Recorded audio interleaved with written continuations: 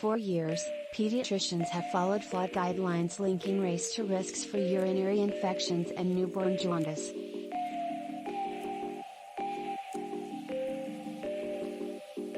In a new policy announced Monday, the American Academy of Pediatrics said it is putting all its guidance under the microscope to eliminate race-based medicine and resulting health disparities.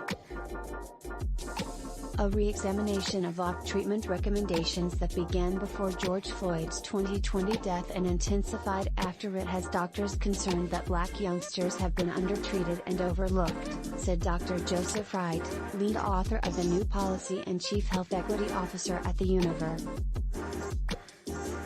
The influential academy has begun purging outdated advice.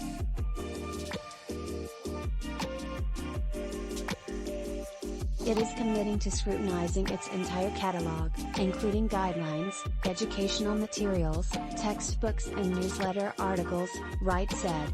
We are really being much more rigorous about the ways in which we assess risk for disease and health outcomes, Wright said.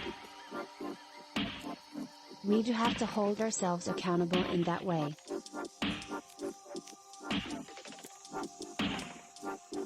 It's going to require a heavy lift. Dr. Brittani James, a family medicine doctor and medical director for a Chicago health center, said the academy is making a pivotal move. What makes this so monumental is the fact that this is a medical institution and it's not just words. They're acting, James said. In recent years, other major doctor groups including the American Medical Association have made similar pledges. They are spurred in part by civil rights and social justice movements, but also by science showing the strong roles that social conditions, genetics and other biological factors play in determining health. Last year, the Academy retired a guideline calculation based on the unproven idea that Black children face lower risks than white kids for urinary infections.